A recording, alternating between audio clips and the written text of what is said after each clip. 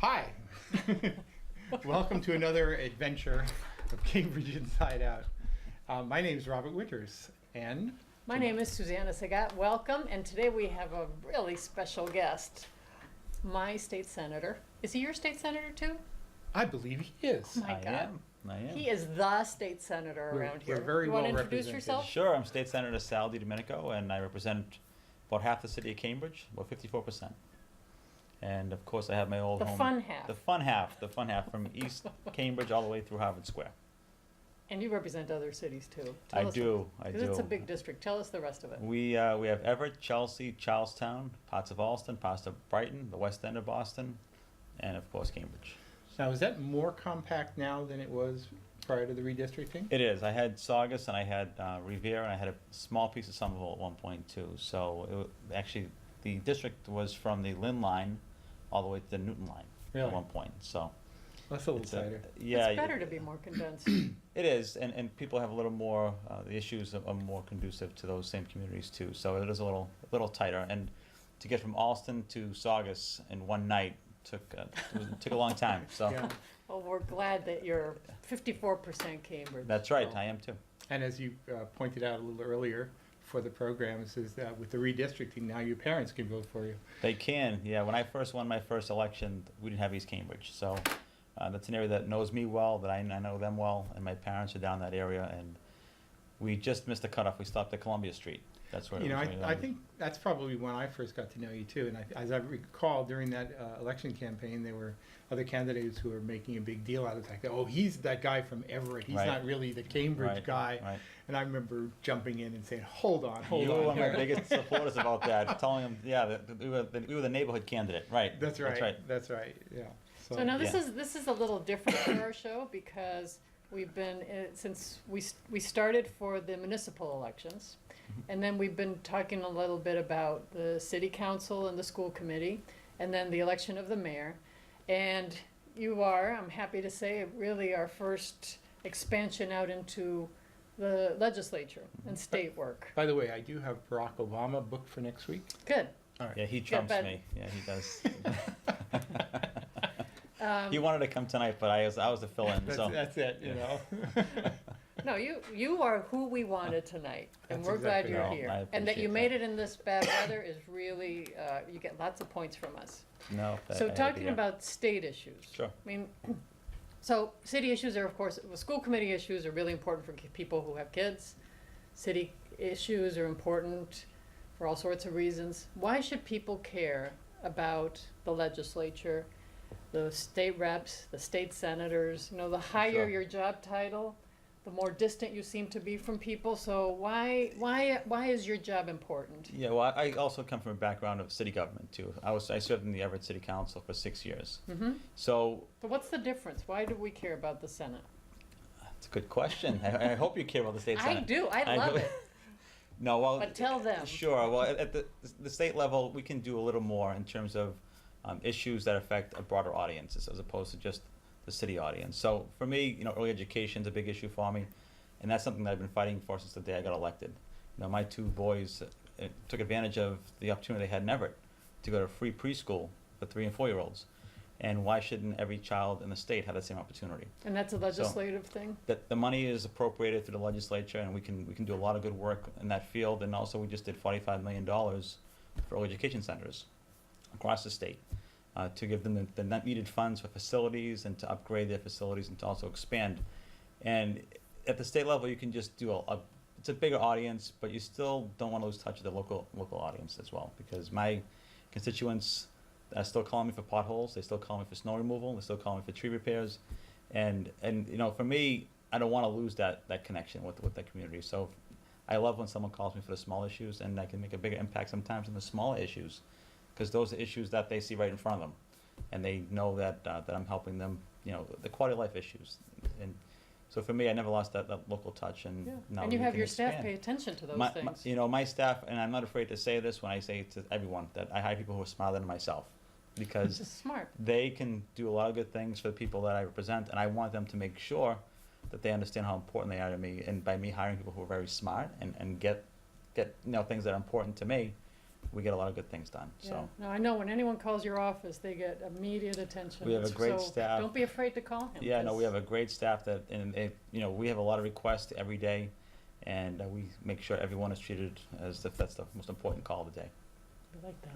So did you have a question for him, Robert? Actually, quite a few in time here, but just since we're on the topic of early education, Yeah. that's actually a hot topic now up at the City Council School Committee arena. Exactly what happened, I think they appointed a task force, the city manager did, to sort of try and figure out the particulars of how that would, what that would mean in a Cambridge context. Right. And a lot's still completely to be figured out. But when you first hear that, you think, okay, it'll be the Human Services Department, it'll be the school department, at first glance, it seems like an entirely city decision, city funds, city initiative, right? But I think that ultimately can't be true, because ultimately there's funding that becomes necessary for various things. I think there's not sufficient facilities, there's a lot. So how does, I could probably ask the same question about many an issue here, but when you hear people, sort of pushing for something at the local level, and then ultimately a year or two later you see some appropriation request that comes back from the state, that's always seemed like mystery, like, some sort of like Merlin just Right, sort how of does that waves a happen? wand. Right.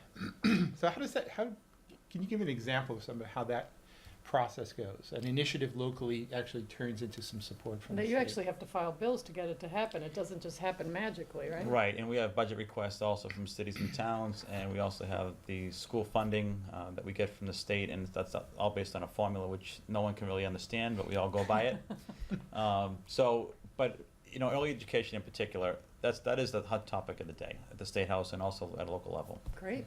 And we have put a lot of energy and a lot of resources into making sure that every child has an opportunity to get education, curriculum-based education, not just the daycare. People think of early education sometimes as being daycare.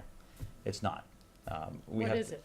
It's, well, in Everett and Chelsea and also in Charlestown and Cambridge, and a lot of places in Cambridge as well, it's curriculum-based. So they are starting their educational foundation at the age of 3. Wow. And we know, based on numerous research, that the 3rd grade reading level will dictate the future success of that child. And kids that have that background in early education succeeded in the 3rd grade. And those that don't are at a tremendous disadvantage coming into kindergarten. Yep. So we know how important it is, and we understand that the resources are needed to get that done. And we've done a good job at the state level of giving resources back to our cities and towns. The number of students that are counted for the school aid now goes back to the 3 years old. So if you have an early education program in your city, those are numbers you can use for your Chapter 70 foundation budget. In Everett's case, it's $1.5 million for early education. This is the per capita cost. Right, in the per formula? capita. So you Wow. can use those numbers now, and we will reimburse you for those children. That's fantastic. Which is great. But you also have to have a program Right. You have to that's spend it on established, something. and that has the curriculum-based education that we require.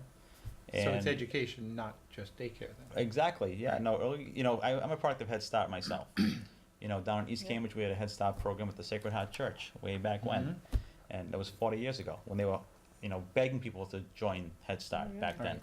And today there's a waiting list for kids, and we don't Yeah. have enough spots for all of them. We have a waiting list of about 40,000 people Oh, to get into early education programs. So, we have to just keep putting now the more money federal into that. government funds Head Start, right? The Head Start programs, the early education programs in the state, we have a waiting list of 40,000 kids that the governor and the legislature is trying to address. And, we're taking So 5 it's not Fed money for that? There is on the Head Start level, but there's also early education programs too. Oh, that helps that? That help Oh, that. that's So, good. so we, our responsibility as a legislature is to try to find ways to clear the waiting list up. And it's not just a federal issue in terms of the waiting list. So we've been working on that. We've been trying to address it. We took 5,000 kids, I think, off last year. And every year we try to do more, but the list gets longer and longer Yeah. because more kids want to take advantage of it. And more parents want their kids in those programs because they see their neighbors are going and seeing the results. The long-term picture that I'm going to be watching, for the next decade or so, many people say that, for years and years we had the discussion in Cambridge about the achievement gap, and I'm sure you hear Right. the discussion in every city and town. And it always seems so intractable. But one point of view that I've heard expressed a lot lately is that early education programs may well be the only way you can really do some sort of intervention so that you can prevent that sort of widening of the gap that would then otherwise happen in subsequent years. Right, in the third grade reading level, again, we all know that that's the pivotal moment of how we can measure a child's future success. Right. And that third grade reading level is dictated by your preschool and by your education program. So you're right, when we address achievement gap, that's the first thing we look at, third grade and preschool. Yeah. I think it's also having books. I think that having people Right. just focus on computers and not having books around. I think it's the supporting libraries is important, Right. and just how many words kids hear every day. So even hearing the vocabulary. So I think that you're doing that work is really important. And it's also interaction with other kids, And so the social socialization. aspects of it too. So you're not having a child come in, kindergarten and shy and reserved and not able to learn as quickly as the kids that have already been exposed to that experience. So Hey, I was pretty Good shy try. in kindergarten. I was too. I was shy I till I did was 30 okay. years old, but I Yeah. broke out of it when I was 30. I'm still I didn't say 2 words until I hit 30 years old, and now they can't shut me up. So. There you go. Well, just late bloomers over here. I have one child that took after me when I was young. One child takes after me at my age right now. So There you go. yeah. That was pretty good. Actually, speaking of kids, one of the things that I mentioned you earlier, I would bring up here was a little bit about your family in East Cambridge. Right. I mean, part of it was for me triggered by that instant when you first ran for the state senate. That you're not really from around here. Right. But I got to meet your parents. It was That's really, right. it was like little village, Cambridge Right. as little village. right outside the debate in front of the senior center, you said you are Cambridge, you are Cambridge. Don't let anybody tell you you're not Cambridge. That's And I never it. forgot that. That's so. right. Yeah, but was it your parents still run the florist? Right, Flowers by Sal. Flowers on by Sal. Cambridge Well, Street. even more socially important, the festival. The festival. Right, the Italian We festival. love that yes. festival. Tell us about the Yes. festival. My staff is, tired of hearing about it. But it's something I grew up with, and, it's been a part of my family for many years. It's the Italian festival down in East Cambridge with St. Cosmo and Damian. Huge. And we have built it up from a little neighborhood block party to this A national event. that gets a lot of exposure from the local press and from people. International event. We have people coming Italy. from Italy. We have buses that come from out of state now. And we've really built up it. It's good for the community. It's good to It's have something that's fantastic. free, everyone can enjoy, exposed to a little culture. And we welcome everyone, Yeah. all cultures, all people from every city and town in the state are welcome. And we have TV commercials now. So it's a great event for a lot of I people. remember the Yeah. year Scott Brown came to sing to us. Scott Brown was a bipartisan His event. daughters was It was singing, absolutely. You Ayla invite Brown everyone. came. We had Bobby Rydell. We've had Frank Yavalon. We've had Al Yeah. Martino. So it's really been a great event for a lot of people, and the neighborhood loves it. They look forward to it every year. Now, the date of the festival it's approximately Labor Day weekend, It's right? the weekend after Labor Day every year. Weekend after Labor Right. Day. Right, Okay. and we have, I can announce it. This is an exclusive, actually. I can Oh, announce. wow. I can We announce have right late-breaking now news. who we have coming in this year's feast. We have Tavares, the band from the group, the 1970s pop group Tavares is coming. What do to they perform. They sing a lot of good songs that I can't. I know. Can you sing some of them now? No, I'm not going to sing the songs Oh. because then people start Well, turning then the channel. don't. They won't even watch us anymore.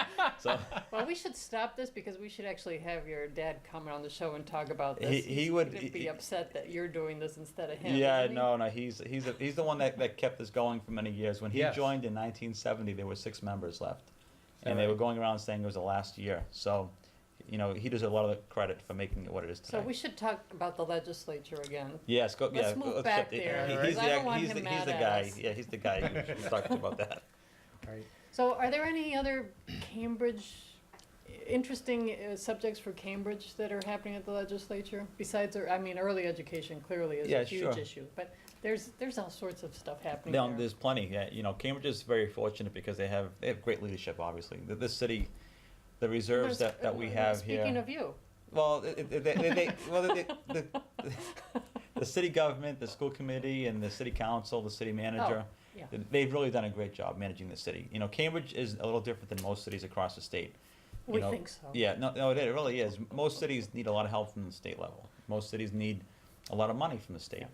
Cambridge has done very, very well managing their own finances for many years. I think the key word you used was manage, because most cities are Right. strong mayor, Right. pet project type Right. of places, but we are a managed city, Yeah. Right. and we are kind of rare in the Commonwealth. It's true. At Kendall Square, when I was growing up down in East Cambridge, Kendall Square was an area that we were told not to go down to. It was just parking lots. It was nothing down there at all. And, we now see what we have down there is really the biotech capital of the world.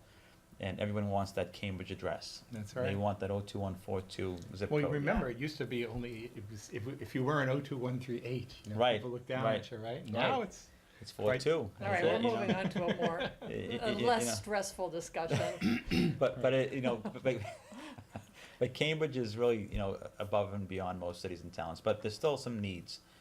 Youth jobs is a big thing for every city across the Commonwealth. And in the budget, the supplemental budget we just passed. Yeah, there this was, past- I was just mentioning, there's a supplemental budget Right. that was just passed by the legislature and Right. signed by the governor. Has he signed it Not yet? yet. Not All right. yet. But the House of Representatives passed it, the Senate passed it, We passed The it state this Senate? past Thursday. so it's on his desk? It should be on his desk if it's not there Great. yet. But So tell us what happened in the supplemental yeah, well, budget. I filed an amendment for youth jobs, which is it's a big area for a lot of communities, and we got $1 million to fully fund youth jobs for this coming summer. And it passed. It passed by That's amendment. fantastic. So it helps Cambridge, Boston, Everett, and other communities, but mostly Cambridge, Everett, Boston. Fantastic. So it was right up my alley because it affected 3 of my communities, and we filed that, and we were lucky enough to have it pass, and now that those funds will be coming to our cities and towns Good for summer job. jobs. Yeah, no, it's for at-risk youth, which is great too. It's going to the Youth Works program, See, which that's is a what big happens program in Cambridge. when our representatives and senators, they pay attention to the needs are and they file either additions to bills that are out there or they file their own bills. Because you Right. have a bunch of bills that you filed for this session, We right? have filed a lot of bills, and we're been fortunate to pass a lot of bills, which is more important than filing bills too. So we've been doing bills for social workers. We filed and it passed, which was the most comprehensive social work safety bill that we've ever had in the history of our state. And what is that? What does that mean? I don't know if you remember when a social worker went into Yeah. someone's home and an accident happened, and unfortunately, He was killed. she was killed. Yeah. So we had filed a bill before that happened, actually, for social work safety, which we wish we had at that time, but it was still in the legislative process. And this allows them to have more safety training, have panic buttons, so they can get help when they need help right on the spot.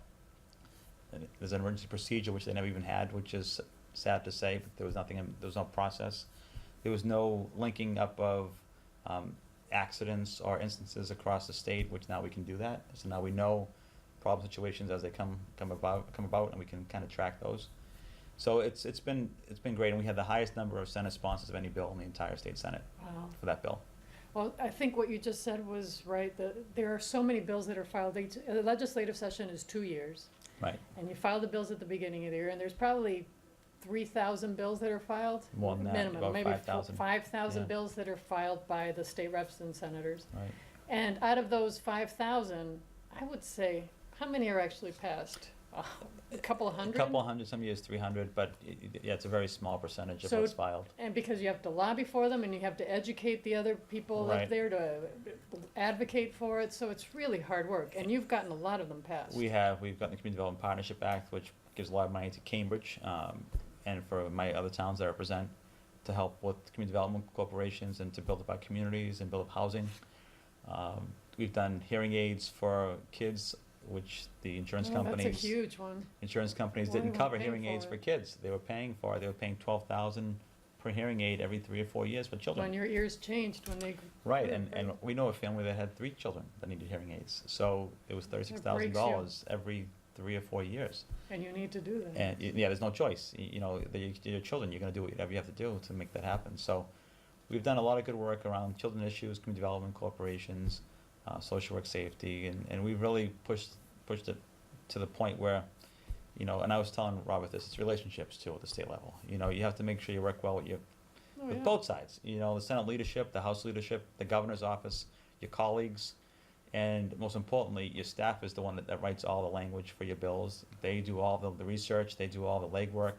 So it's a big team effort. No one gets it done by themselves. So if you don't have your relationships in the building, if you don't have friends around you that are willing to agree with some of these issues, then nothing gets done, and it becomes stagnant. So we've done a lot of good work with a lot of help. Now, when the legislature also works, everyone meets together, the senators meet and they pass bills, but you Right. also have subcommittees, right, to We do do. some of the work off the floor. Right. So you're involved in some subcommittees, right? I am. Education is, of course, that's the overriding theme for what I care about. My top priority is education. So I'm very happy to serve in that committee.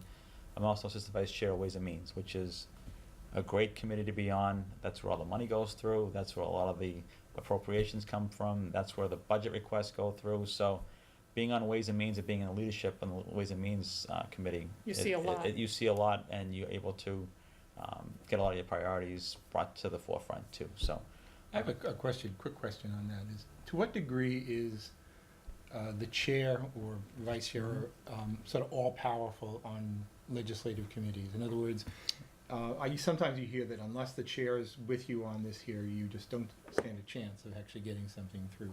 Is that often the case? Well, I've been a chair myself for a couple of committees, and I can tell you that that's not true. Okay.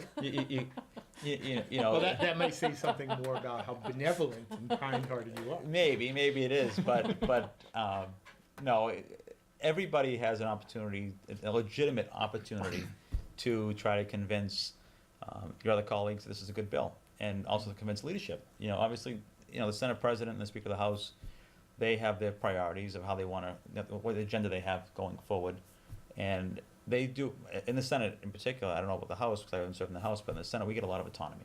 And the Senate President does give us a lot of authority to Right. manage our own committees and get things done and put bills out. And so when you hear all these stories about, one person runs this one, that's not how it is from my point of view. That's not what I see. And I've got a lot of good things done, and we've also helped a lot of people get other things, pushed through the Senate too. Because if you see a good bill, you want to be helpful, and that's where relationships come in too. So when people want to be helpful, the people that are working collaboratively. If you're working on your own and you're on an island, you're not getting much done. Right. You're not Well, no getting one will much done. vote for you. And no matter what the bill is, to be honest with you, if it's a good bill, sometimes those good bills get muddied in the water, and it's just not a good thing. So it's to your benefit to work with everybody in a more equitable way, and your constituents will also benefit from that. Now, I have a kind of an obscure question, in a way, because I know they're sort of the big bills that have to do with funding, Right. Big dollar type bills, whatever. But over the years, I've certainly witnessed a certain, the city of Cambridge would, let's say, pass a home rule petition to the state legislature Sure.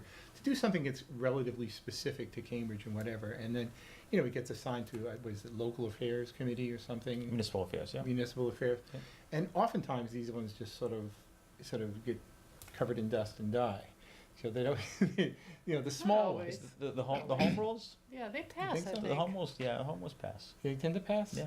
Right. It's something that's a little bit on my mind these days, only because I don't know whether it will happen, but, there was a proposal, it was a city council order a few weeks ago to do a small modification to the way we do the Cambridge elections, Mm-hmm. proportional representation elections.